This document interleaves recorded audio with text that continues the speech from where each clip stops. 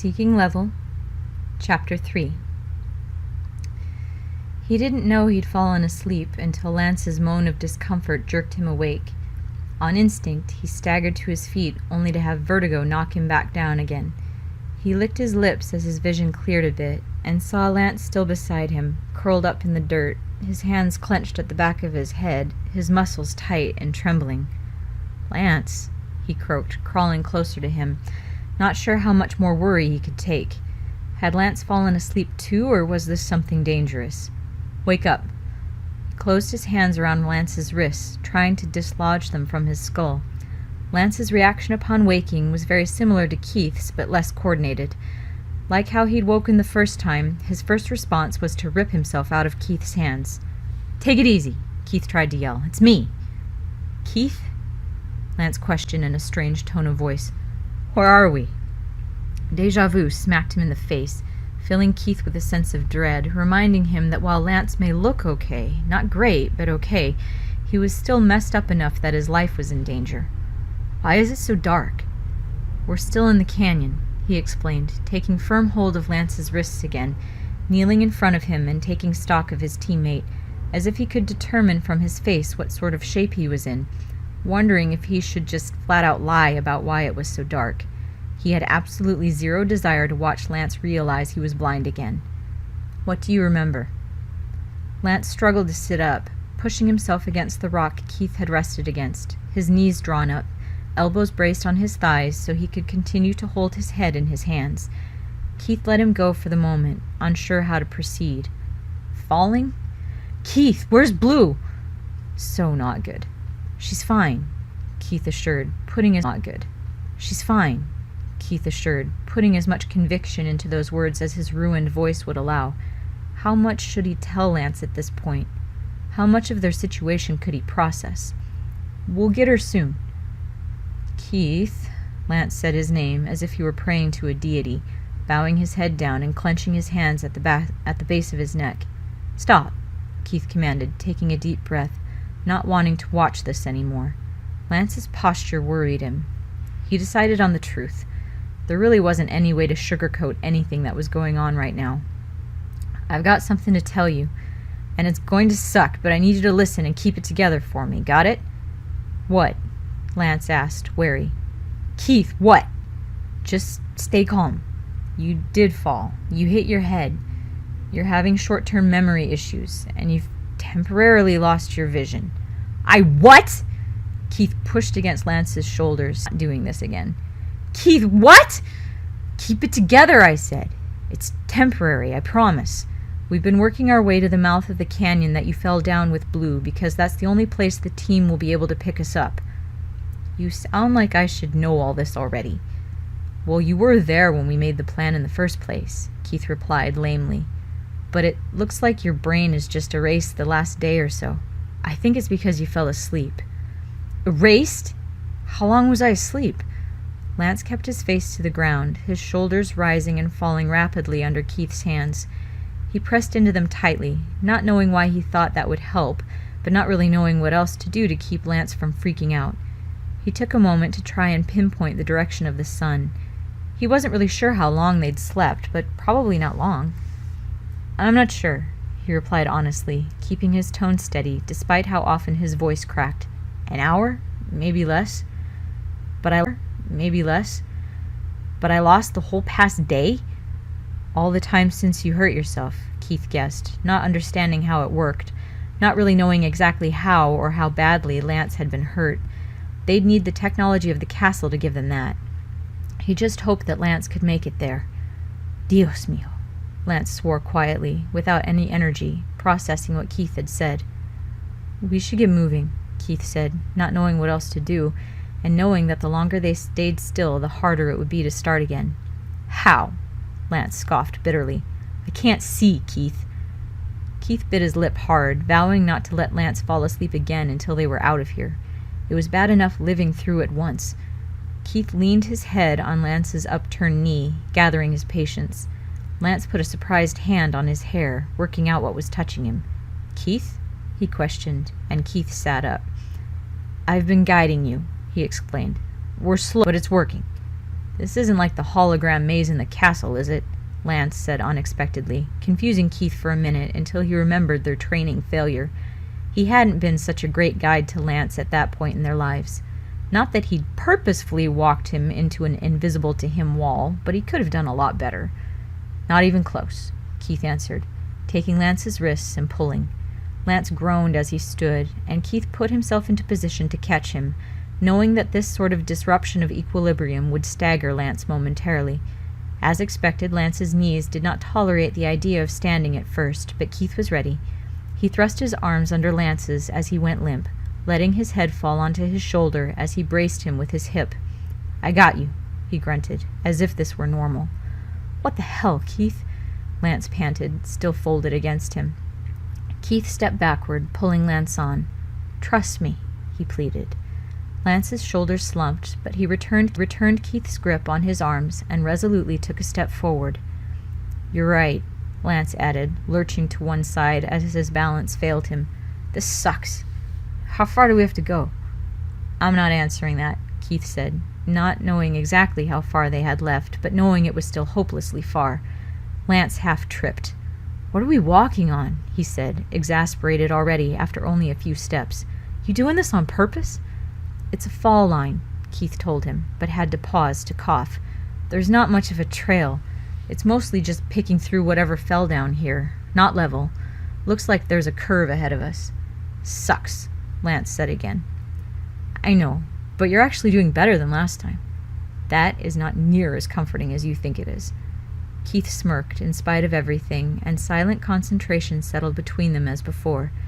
Except the silence was a little louder now that the castle was not here with them. Where were they? How far had they fled? How long would it take them to get back? "Keith," Lance cut in after they'd been moving again for another hour, or maybe slightly more. "Keith, wait. I need to stop." Keith sighed, giving a longing look behind him to where the curve was getting slightly closer. For some reason, he'd pinned his hope on that curve being the last one out. He knew it wasn't true, but he just couldn't help it. The wanting it to be true was driving out his common sense. "What is it?" he asked, trying not to sound annoyed. He hated stopping. "I've got to take my helmet off. I can't wear it anymore." "Why?" Keith pressed, worry prickling over his skin again. Lance steadied himself on Keith's shoulder with one hand, removing the helmet with the other. As it came free, it knocked Lance off balance. He ended up dropping it, and narrowly missed falling over. But Keith was getting rather good at knowing when Lance needed to be caught. "I got you. Your head hurt?" "Yeah," Lance admitted, knuckles pressed against his forehead, and Keith could hear the understatement. "Has it been getting worse?" he asked, worry warping into fear, remembering what Allura had said about the pressure on Lance's brain. "It's fine," Lance said, as if he could just take it all back, as if he regretted bringing it up at all. "That's some brave bullshit, but I need you to answer me," Keith retorted, his words getting sharper. "What difference does it make?" Lance whined. "Yes, it's getting worse. It's throbbing so hard I think I'm gonna puke. I'm dizzy, I hurt everywhere, I want to drink. I don't want to move anymore, I can't feel blue. Oh, and just in case you forgot, I can't see."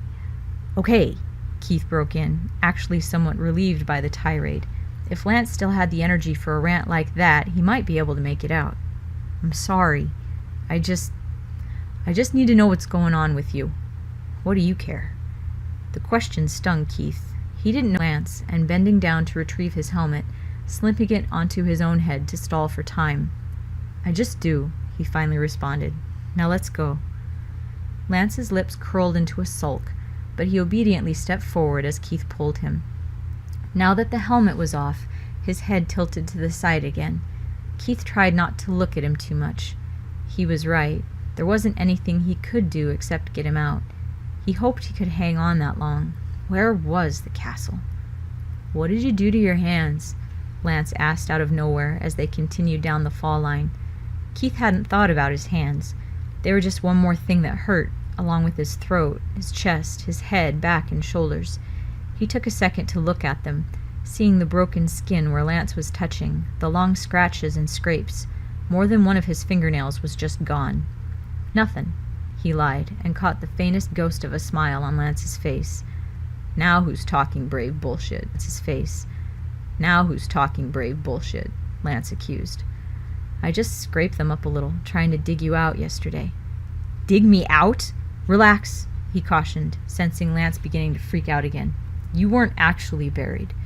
He didn't tell him how he'd be dead right now if that weren't true, how he really hadn't had any hope of finding him in all that fallout. I thought you might be, though. Keith, Lance began after a minute of quiet thought, I know I fell, but how did you get down here? Keith sighed, remembering the wild ride into the canyon, the desperation, the dread. I jumped, he answered again, hating how he had to say things twice. You jumped. Yes, it was stupid. Forget about it. Keith. Lance sounded on the verge of tears, but Keith avoided looking at him or allowing him to stop. There's a drop here, he said abruptly. You're going to have to get down, turn and slide on your stomach, not wanting to let it go. Thank you. I said forget about it. Here, get down. He guided him as gently as possible over the drop, almost grateful for the interruption. He was waiting for Lance to ask him why he'd done it, and he didn't have a good answer. Well, he had an answer, but he wasn't sure if it was the right one. Fortunately, Lance had too much to pay attention to getting himself down and then steadying himself afterward to ask. After a moment of recovery, they started again. Keith kept an eye on the curve, on Lance, on the terrain. He squinted at it, wondering why it looked like that, trying to figure out the angle. It was a curious mystery, and now that they were getting closer, he couldn't tell if it curved left or right. And before too long, as they finally reached it, he realized that the answer was neither. Oh no, he whispered, as the thing that he'd thought was a curve in the path turned out to be a wall of rock. No, as the thing that he'd thought was a curve in the path turned out to be a wall of rock. No, shit, no. What is it? Lance asked, worry sharp in his tone, his muscles tensing. The path's blocked, Keith said, shocked how simple those little words were for such a huge problem. Blocked? I thought the castle said that we could get out this way.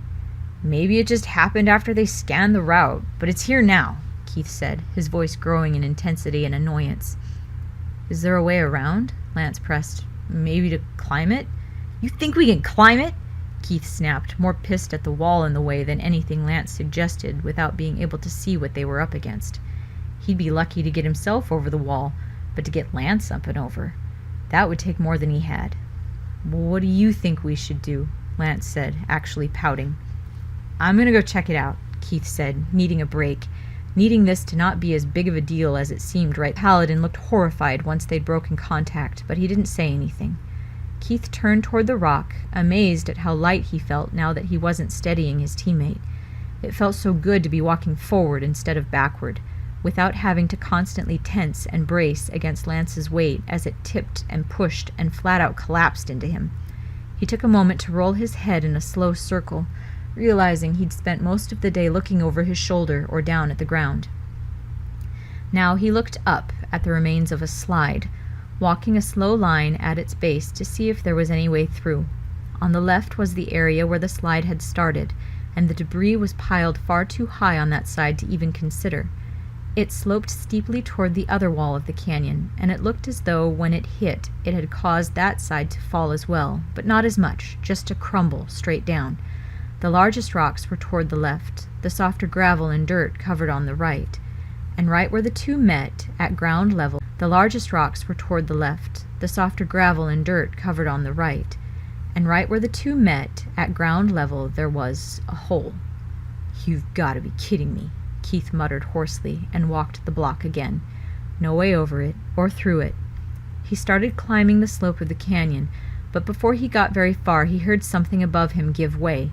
Instinctively, he covered his head and made himself as small as possible on the hillside. "Lance! Rocks!" he screamed, hoping Lance wasn't too far away to hear him. He closed his eyes and curled into himself, feeling himself sliding back down to the canyon floor.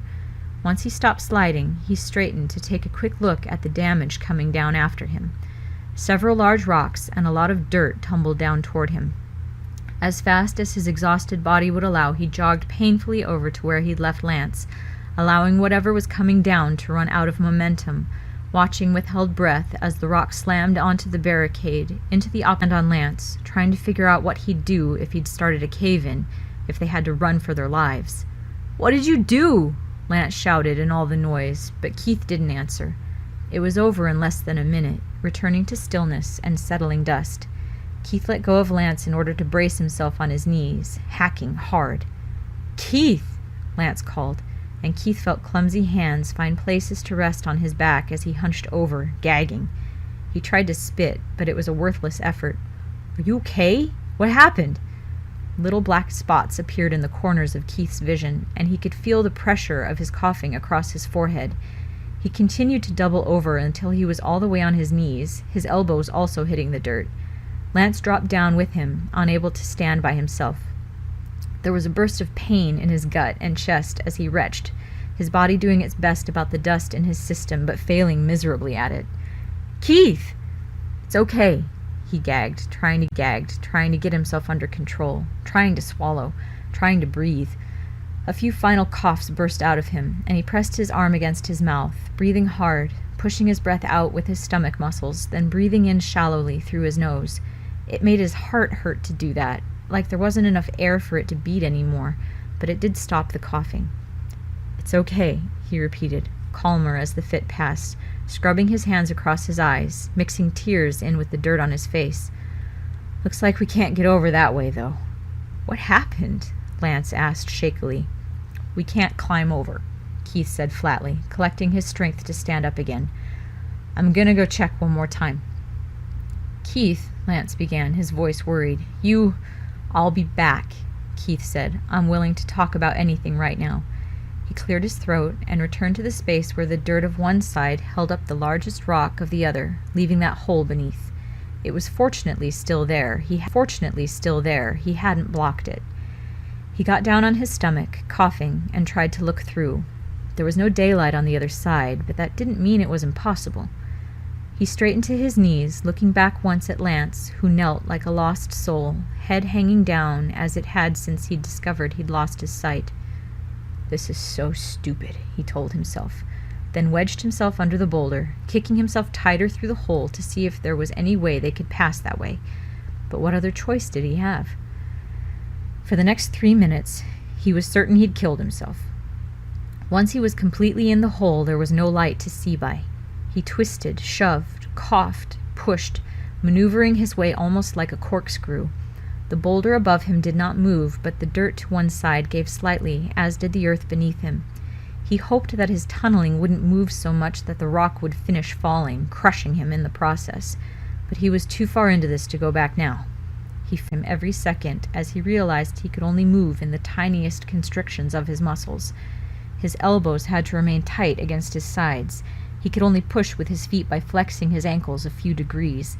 The blackness under the rock made it impossible to distinguish if he were making any forward progress, or if he were just wedging himself in hopelessly. He had a moment of fear for Lance, waiting on the other side. What would happen to him if Keith didn't come back? Just when he thought he couldn't take it one more second, he broke free. A few more squirms, and he'd wrenched one shoulder out, then the other. With both hands on the outside, he could push against the boulder while lying flat on his back, freeing himself completely from the tunnel. He took a moment on his knees, panting and coughing, resting his aching head against the slab as he readied himself to go right back the way he'd come. This was it. This was their way through. Now he had to go back and get Lance. He steadied himself, preparing to go under it. This was their way through. Now he had to go back and get Lance. He steadied himself, preparing to go under again, rocking a bit on his heels to psych himself up. So stupid, he said again, poking his head back into the darkness like a man making a dive underwater. He was alarmingly disappointed to discover that returning was even harder than going through the first time. The other way, gravity was on his side. The incline in the canyon was subtle, but definitely there. He'd disturbed the soil the first trip through, and now he had to claw it again out from under him to carefully make his tunnel large enough for passage, but not so large as to disrupt the huge boulder that weighed down on him like a sword of Damocles, ready to crush him in an instant. On the other hand, he thought morbidly, if it did come down, it would be over so quickly he would likely feel absolutely nothing. And maybe, he thought, even more grotesquely, maybe that would be a relief. He battled his way back. "I'm coming!" He repeated himself, using the words to keep his mind from seizing up. He wondered briefly if this was more a mental or a physical exercise. He honestly couldn't tell what part of him was exerting more effort. But again, like last time, he broke through just as his heart was constricting in disabling anxiety, clawing his way out and away from the mouth before limply resting on his knees. He needed another minute, kneeling at the tunnel's mouth. He kept his eyes closed, gasping, gagging, his head swimming with the aftermath of it. How was he going to get Lance through this? How was he going to get himself through this? "Keith, my God!" he heard Lance say, surprisingly close. He opened his eyes enough to discover that Lance had managed to crawl his way over to him. "You sound horrible." "I sound better than you look," Keith quipped, clutching his chest, hanging his head. "I don't know, dude. That cough." "I found our way through." Keith interrupted him again, squinted. "I don't know, dude. That cough." "I found our way through." Keith interrupted him again, squinting against his headache. "But it's rough." "Can't get much worse," Lance said, allowing the subject to change. Keith didn't challenge him on his assessment. "There's a tunnel here," he explained. "It's tight. I'll follow you. When you get to the other side, just clear the exit and sit still." "What are the chances that it'll just collapse on us?" Lance questioned, in an alarmingly nonchalant way. They'd had so many near-death experiences in the last 36 hours that it was too exhausting to get worked up about it anymore. "I just went through twice," Keith encouraged. "I think it will hold." "Let's do it," Lance replied tiredly. Keith took his hands and turned him toward the entrance. He moved his grip to Lance's wrists, then traced Lance's hands around the mouth of the tunnel to show him where it was. "You're going to have to get all the way down," he instructed, pushing Lance's head down gently. On the ground on his stomach and burying his face in the fold. He looked like a toddler about to throw a tantrum, but he just took several deep breaths in preparation of what he was about to do. "I'll be right behind you," Keith promised. "I hate this planet," Lance said, then stretched his long arms ahead of him and pulled himself into the tunnel. Keith watched as he worked his tall, lanky frame into the small space, inch by frustrating inch, then listened to the scuffling sounds as Lance proceeded through. "Doing great," he called awkwardly after him. "You're almost through." He had no idea whether this was actually true, but he wanted to keep Lance moving. He knew all too well how easy it was to get messed up in there. When he couldn't hear him anymore, he took some deep breaths for himself. His body was already tensing up, unwilling to cooperate with him, like a dog being forced into a crate by pulling on its collar. "Last time," he promised, prostrating himself in the dirt and easing once more into the darkness. And even though he'd done it twice before, even though he actually knew firsthand that this was completely possible, that he was going to come out the other side, this time he couldn't do it. There was no light, and the ominous presence of the boulder above him pressed into his mind. He had a moment where his shoulders stuck tight and his breathing got away from him, which started a coughing fit. He kicked desperately, twisting in a carnal, primitive way, feeling his lungs collapse. He drew his shoulder blades together on his back to the point of pain and pressed through, reaching out as far as he could with a hand, trying to find something to use to pull himself forward. That's when Lance grabbed onto him, holding tight to his hand and also grabbing his wrist, pulling with his dwindling strength, drawing Keith out of the tunnel for the last time. Keith scrambled away from the mouth, but kept his hold of Lance, tucking his chin to his chest, gasping as if he'd been underwater, saying, "Calm down, buddy, you did it." "I hate this planet," Keith echoed, lying on his stomach. Lance sniffed. "Every stupid piece of dust on it." "Yeah," Lance agreed half-heartedly as he sniffled again. "It's gonna be okay, though. Someone told me that once, and he's not the kind to kid around with stuff like that. Or at all, really. To be honest, he's not the slightest bit funny." Keith felt the corners of his mouth turn up in a pathetic half-smile. He was supposed to be saving Lance, but here their roles had swapped. Now it was Keith half lying in Lance's lap, receiving encouragement. "Don't be like that," he panted. "Shiro's got a sense of humor in there somewhere." "Ha!" "Hey, what do you think happened here?" Lance asked, sniffing a third time. I mean, this is where that distress signal came from. Someone must have been here at one time to send it. If anyone ever lived here, they're probably buried now, Keith said bitterly, or taken prisoner. He forced his aching arms to push him upright so he could see why Lance kept sniffling, sitting up and looking over at him just as he ran his hand under his nose. "Lance, you're bleeding!" On instinct, Lance held up his hand as if he could check it, while Keith put his hand on the back of his head and pushed him forward. "Lean forward. Don't swallow anything." He kept his hand there, watching in disgusted horror as Lance's nose dripped bright red blood into the dust between their knees. Was this a dehydration thing or something else? Was it because Lance strained too hard getting through the tunnel, pulling Keith out? "Steady," Keith encouraged, not feeling at all confident that he wasn't watching Lance bleed to death in front of him. "You're okay." He wasn't sure if he was talking to Lance or to himself, but it didn't matter. "Keith?" Lance murmured, his voice thick. "Yeah?" Keith asked weakly. "You're hurting me." Keith jerked his hand away from where he'd been pushing, standing at the same time to see what the canyon looked like from this side of the wall. "Sorry," he apologized. "Take a break for a minute. Just don't move." "I'm not." "Okay, I'm gonna do a quick look around." Before Lance could agree or protest to his plan, he jogged shakily away, hand pressed on his chest still. The more distance he put between him and Lance, the harder he pressed. He felt his control slipping, the situation stretching forever in front of him, too far, too hard. "Guys?" he called hopelessly into his helmet radio, out of earshot, but turning back to monitor Lance on his knees. "Guys, please, can you hear me? We need you pretty bad. Lance can't keep doing this, and I..." Silence.